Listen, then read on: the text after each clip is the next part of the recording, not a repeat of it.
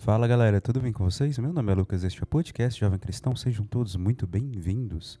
No episódio de hoje vamos refletir um pouquinho sobre a parte 8 do primeiro livro, do livro O Abandono à Providência Divina, de Jean-Pierre de Caussade. Vamos lá? A perfeição das almas e a excelência dos diversos estados medem-se pela fidelidade à ordem de Deus. A ordem de Deus confere todas as coisas a respeito da alma, que com ela se conforma, um valor sobrenatural e divino.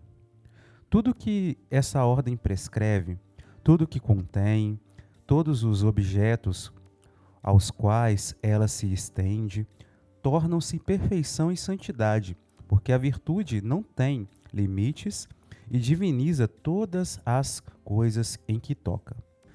Mas, para não se desviar nem para a direita, nem para a esquerda, a alma precisa de não seguir inspiração alguma que julgue recebida de Deus, antes de se ter certificado de que essa inspiração não se afasta dos deveres do seu estado.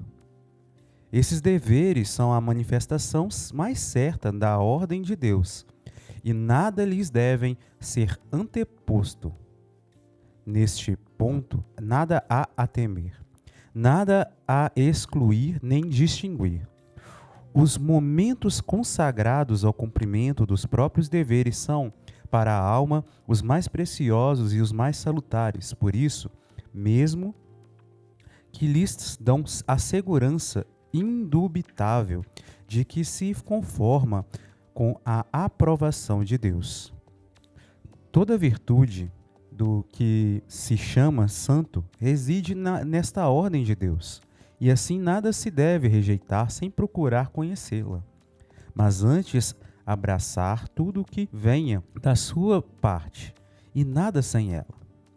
Os livros, os conselhos dos sábios, as orações vocais, os afetos interiores, se a ordem de Deus prescreve, tudo isso instrui, tudo dirige e une. Erra o quietismo. Doutrina, condenada pelos papas do Inocêncio XI e Inocêncio XII. Erra o quietismo. Ao desdenhar esses meios e tudo o que é sensível, porque há almas que Deus quer fazer seguir sempre por esse caminho, o qual os seus estados e as suas inclinações traçam claramente. Em vão se imaginam outras formas de abandono das quais esteja excluída toda a atividade própria, quando a ordem divina é que move a alma. Esta está em ação à santidade. Além dos deveres impostos a cada um pelo próprio Estado, Deus pode ainda pedir certas ações que não estão contidas nesses deveres, contanto não lhes sejam opostas. A inclinação e a inspiração são, nesse caso, o sinal da ordem divina. E o mais perfeito para as almas que Deus assim conduz é ajuntar as coisas prescritas às coisas inspiradas, mas com as preocupações que a inspiração exige, para não lesar os deveres de Estado, nem as coisas de pura providência. Deus forma os santos como bem lhe apraz. A sua ordem é que os faz a todos, e todos devem ser sujeitos a esta ordem. Essa sujeição é o verdadeiro abandono, é o que há de mais perfeito. O cumprimento dos deveres de Estado e a aceitação das disposições da providência é o patrimônio comum de todos os santos. Vivem escondidos na obscuridade para evitar os funestos obstáculos do mundo, mas não é nisto que fazem consistir a própria santidade, a qual toda se resume na submissão à ordem de Deus. Quanto mais esta submissão se torna absoluta, tanto mais eles se santificam. Não se deve pensar que aqueles em quem Deus faz brilhar as virtudes por meio de ações singulares e extraordinárias, por inclinações e inspirações não suspeitas, vão, por isso, menos pelo caminho do abandono. Uma vez que a ordem de Deus lhes impõe como um dever estas obras esplendorosas, eles não se abandonariam a Deus e à sua santidade, santíssima vontade. E esta não seria neles a senhora de todos os seus momentos, e todos os seus momentos não seriam vontade de Deus. Se contentassem com os deveres do próprio Estado e com as coisas de pura providência. Tende-se de entender-se e medir-se pela extensão dos desígnios de Deus neste caminho, que lhes é assinalado pela inclinação. A inspiração deve ser para eles um dever, ao qual têm de permanecer fiéis. E como há almas cujo dever é totalmente marcado por uma lei exterior, em que se devem encerrar porque a ordem de Deus as encerra nele, é necessário que as outras, além do dever exterior, sejam também fiéis à lei interior que o Espírito Santo lhes grava no coração. Mas quem são os mais santos? Querer sabê-lo é vã curiosidade, é curiosidade vã. Cada um de nós deve seguir o caminho que lhe foi traçado.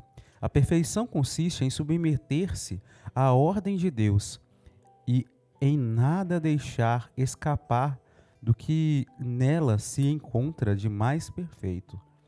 A comparação dos diversos estados considerados em si mesmos não nos ajuda nada a adiantar no caminho da perfeição, pois não é na quantidade nem na qualidade das coisas previstas que se deve buscar a santidade. Se o amor próprio é o princípio das nossas ações, ou se não é retificado quando nos damos conta das suas investigações e curiosidades, seremos sempre pobres numa abundância que não é repleta pela ordem de Deus. Contudo, para de algum modo decidir a questão, penso que a santidade corresponde ao amor que temos ao beneplácito de Deus, e que quanto mais esta vontade e esta ordem forem amadas, seja qual for a ação material que elas prescrevam, tanto mais santidade haverá. E isto é o que vemos em Jesus, Maria e José. Pois na sua vida particular há mais amor do que magnificência, e mais forma do que matéria. Nem se escreve pessoas tão santas que tenham procurado a santidade das coisas, mas unicamente a santidade nas coisas. Deve, portanto, concluir-se que não há caminho particular que seja o mais perfeito, mas que o mais perfeito, em geral, é a submissão à ordem de Deus, quer no cumprimento dos deveres exteriores, quer nas disposições interiores. Julgo que se as almas que tendem seriamente para a santidade fossem instruídas sobre este modo de proceder, que devem observar, evitariam muitas dificuldades. E isto digo, quer das pessoas do mundo, quer das que abraçaram a vida religiosa. Se as primeiras soubessem o mérito escondido no que em cada instante tem entre as mãos, isto é, nas suas obrigações de cada dia e nos deveres ordinários do próprio Estado, se as segundas chegassem a persuadir-se que o fundo da santidade consiste nas coisas que não fazem caso, que consideram mesmo como sendo-lhes estranhas, Se estas duas classes de pessoas compreendessem que, para se elevarem ao mais alto grau de perfeição, as cruzes providenciais que o próprio Estado lhes proporciona a cada instante, lhes abrem um caminho bem mais seguro e mais breve do que os estados e as obras extraordinárias, e que a verdadeira pedra filosofal é a submissão à ordem de Deus, que transforma em ouro todas as suas ocupações, os seus desgostos e os seus sofrimentos. Oh, como seriam felizes! Quanta consolação e quanta coragem tirariam deste pensamento, que para abraçar a amizade de Deus e todas as glórias do céu, não tem que fazer mais nada do que fazem, nem sofrer mais nada do que sofrem. E o que deixam perder e têm em conta de nada, bastaria para conseguir uma santidade eminente. Quanto eu desejaria, ó meu Deus, ser o arauto desta santa verdade e ensinar a toda a classe de pessoas que não há nada tão fácil, nem tão comum, nem que esteja tanto à mão de toda a gente como a santidade. Ó, como eu desejaria fazer compreender bem que, assim como o bom e o mau ladrão não tinham coisas diferentes que fazer ou sofrer para ser santos, assim duas almas, uma das quais é mundana e outra interior e espiritual, não tem que fazer ou sofrer mais uma do que a outra. Aqui se santifica, adquire a eterna felicidade, fazendo com submissão à vossa vontade aquilo mesmo que faz por fantasia aquela que se condena.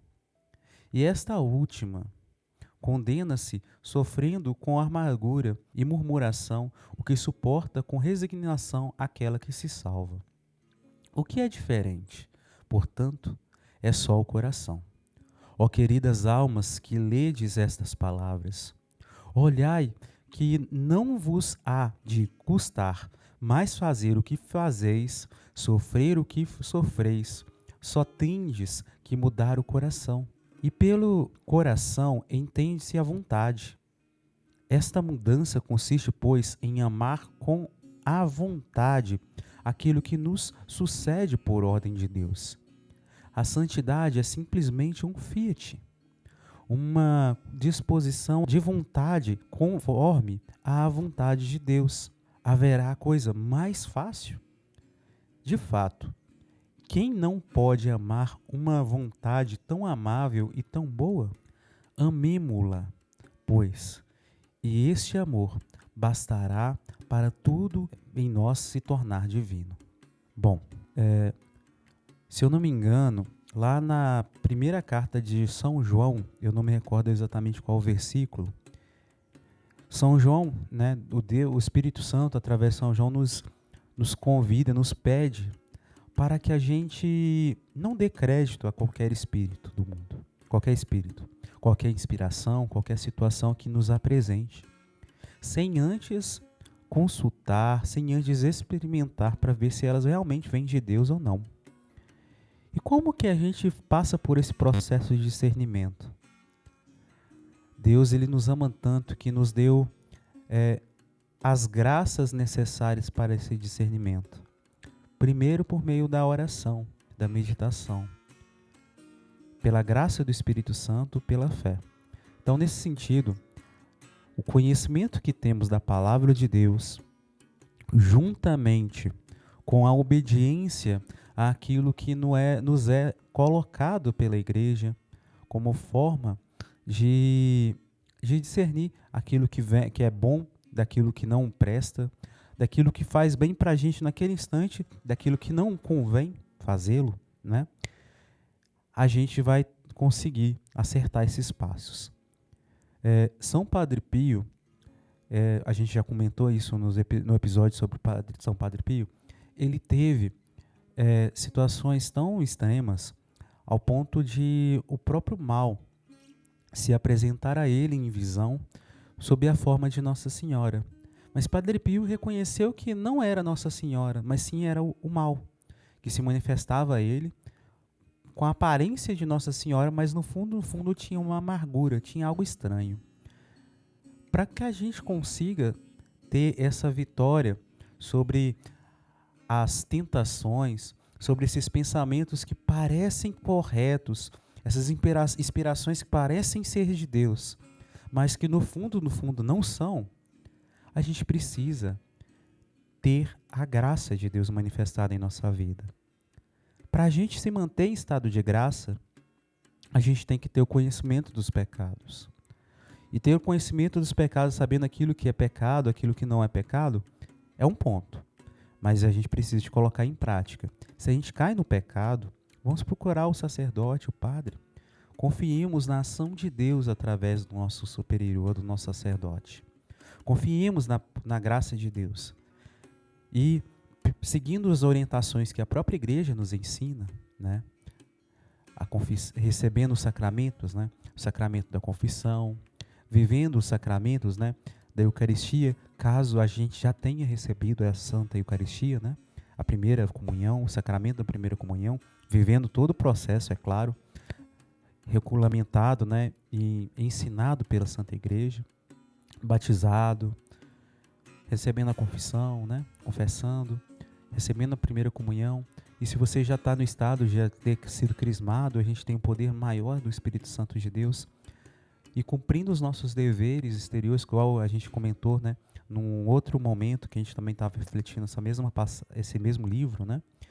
Que o participar da Santa Missa Dominical, né? E se você está em condições que te proíbe participar da Santa Missa, pelo menos na sociedade só tem celebração da palavra, você vai participar da celebração da palavra. Se você tem condições de comungar Jesus Cristo na Eucaristia, na Santa Missa, comungue. Aproveite essas graças. E a oração constante, gente. Tem que ter fidelidade, tem que ter conhecimento da palavra de Deus, e isso a gente consegue pela Santa Missa e também pela nossa oração particular. Na leitura do Evangelho, da palavra de Deus diariamente em casa, no nosso momento de oração. A gente vai tendo conhecimento sobre Deus, procurando, né, estudar, ouvir as pregações dos sacerdotes, ouvindo os ensinamentos dos santos. Tudo isso, de acordo com a palavra, de acordo com o ensinamento da Santa Igreja, quando a gente vem em unidade, em obediência, saibamos que Deus nos dá a força e as ferramentas necessárias para entender quando é Ele que fala, quando não é. Entende? E é isso. E a procura de um diretor espiritual é sempre bom. É sempre bom. Então, às vezes o teu pároco pode ser o teu diretor que pode te ajudar nessa situação. Ou então um padre de outra paróquia também, né? Mas creia que Deus ele vai conduzindo sua vida de acordo com a verdade. E uma outra coisa, né? Que acho que foi ontem mesmo. Ontem não, perdão. Tem algumas semanas para trás, né? E ontem também eu estava lendo um outro trecho. Eu tenho lido o diário a história da vida, né, de Santa Teresa d'Ávila, né? Basicamente foi o diário dela, né? E aí, nos escritos dela, ela comenta que parte do caminho da santidade que ela foi entendendo, né, que era necessário, era entender e confiar que Deus ele providencia tudo, cuida de tudo. Então, se Ele permite a gente entrar em uma situação onde uma pessoa nos elogie, é ali que Deus vai se manifestar, entendeu? Então, se a gente recebe aqueles elogios, é por algum motivo tem dentro da graça de Deus, da vontade de Deus, da providência de Deus para a tua vida. Agora, a forma como você se procede, a gente até comentou no episódio sobre elogios, né? Que aí, nesse sentido, a forma de se proceder é acolher aquilo e entregar nas mãos de Deus, porque aquilo é graça dele, então não é nossa. Para a gente não cair na soberba, não cair na vaidade, né? De gente considerar que a gente é melhor e também não cair no escrúpulo de se sempre tendo que se justificar no seu pecado para qualquer outra pessoa à sua volta, em todo momento, todo instante, mostrando todos os seus erros e por aí vai. Sendo que às vezes isso, por nossa própria vontade, pode acabar trazendo algum certo dano para a gente, para nossa alma, para o nosso futuro, né? Mas aí voltando, nesse sentido aqui, a gente tem que discernir quando vem de Deus, quando não é. E aí, a gente tem que confiar naquilo que Deus nos dá. E uma coisa muito interessante é que São Padre Pio, ele tinha o costume diariamente de rezar o Santo Rosário, né? Ele rezava vários terços ao longo do dia. Não quer dizer que você tem que rezar vários terços ao longo do dia, mas tenha confiança que Nossa Senhora te protege também, que a Mãe de Jesus, como intercessora, mesmo quando a gente está no nosso coração aflito, preocupado com tantas coisas, de várias formas diferentes, às vezes a gente nem sabe falar direito com Deus, na nossa oração com o nosso Senhor Jesus Cristo, entendendo que Jesus Cristo é Deus, e a gente podendo ofender Ele, a gente pode recorrer à intercessão dos santos. E recorrendo à intercessão de Nossa Senhora, a gente pode conseguir vencer isso. Aí confia nela, pede a intercessão dela, né? Reza o terço. São Carlo Acutis, né? E a mãe dele, né? Esses dias até tem surgido alguns vídeos sobre, ela orienta, né? Eles orientam, né? Que a gente tem que ter uma confiança na Eucaristia, procurar comunhão, procurar rezar o terço todo dia, né? Nem que seja um terço só, porque confiando que Nossa Senhora vai cuidando da gente, a comunhão, a Sagrada Comunhão, ao menos no domingo, a gente recebendo essa Santa Eucaristia, que é o poder de Deus dentro da nossa alma, dentro do nosso coração, adorar a Jesus, o Santíssimo Sacramento, se você puder, todo dia, quando você sai e volta da aula, da escola, do trabalho, se você puder passar passar na frente de uma igreja, entra lá e visita a Eucaristia, lá no sacrário, fica lá por 5 minutinhos, faz uma adoração 5 minutinhos, né? Confesse seus pecados sempre que necessário, vai procurar o sacerdote para confissão. Então, isso tudo, né, e a leitura da palavra, tudo isso vai juntando, vai fortalecendo a gente para a gente entender quando não é de Deus, quando é de Deus. E isso são os nossos deveres a nível até exterior. Isso que seriam as orações vocais, que têm sua particularidade e necessidade. Agora, sobre os outros caminhos, Deus ele vai te providenciar, ele vai conduzir você. Por exemplo, se a gente for pensar de São Francisco de Assis, na época de São Francisco de Assis, ele não tinha contato, por exemplo, claramente, abertamente com os jesuítas. A forma que ele aprendeu a rezar e conversar com Deus, a forma como ele viveu, inspirações do Espírito Santo e por aí vai, foi particular, porque Deus conduziu ele de uma forma. Por exemplo, também, a gente pode pensar, por exemplo, em Santo Agostinho, a forma dele de rezar, a forma dele experimentar, não é a mesma forma da espiritualidade jesuíta, talvez, de cara. Talvez ele nunca teve contato. Eu acredito que Santo Agostinho, na verdade, até é anterior, né, no caso, né? Ele é anterior a Santo Inácio. Então, nesse sentido, a gente pode pensar, Deus ele conduz a gente de acordo com a necessidade, de acordo com os tempos, e ele vai colocando os caminhos para a gente. Então, certas espiritualidades, a gente até comentou sobre isso no episódio sobre as devoções, né? Então, tudo Deus providencia. Os caminhos Deus providencia. Agora, a forma como a gente vai cuidar, como a gente vai acolher isso, está nas nossas mãos. Aceitar a vontade de Deus. Se, por exemplo, na sua paróquia, o padre chama você para participar de um retiro, e você tem condições de ir, não é por causa de questão de cuidar de uma pessoa enferma, confia na providência divina. Se Deus providenciar você ter a oportunidade de conseguir ir e cuidar de todas as coisas, confia e vai.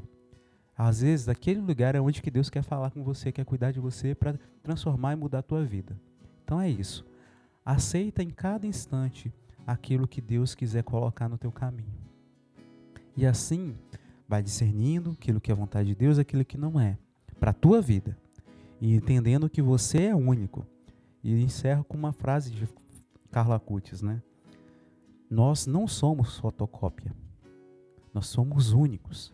Nesse sentido, a santidade de cada um é única. Carlo Acutis, ele evangelizava por meio das redes sociais, da internet. Ele tinha um site, né? Ele evangelizava por meio de um site. Então, os outros santos anteriores não tinham essa condição, então era de outra forma. Então, da mesma forma, com relação a você. A tua vida, em particular, tem particularidades, tem coisas que são semelhantes às outras pessoas. Mas entenda que é nessa particularidade, junto com as similaridades, né, com as outras pessoas, é que Deus vai operar a graça. E é isso. Se você gostou desse episódio, eu convido você a compartilhar, curtir, se inscrever. E você também, né, reze por nós, se você puder, também. E a gente vai conversando aqui nos próximos episódios. Se você quiser entrar em contato, conversar e tal, tem na descrição desse episódio as nossas redes sociais pelas quais você pode entrar em contato conosco, tá bom? E que Deus abençoe você imensamente, que Nossa Senhora cubra você com seu manto, com o manto protetor dela. E é isso. Shalom, a paz e viva Cristo Rei.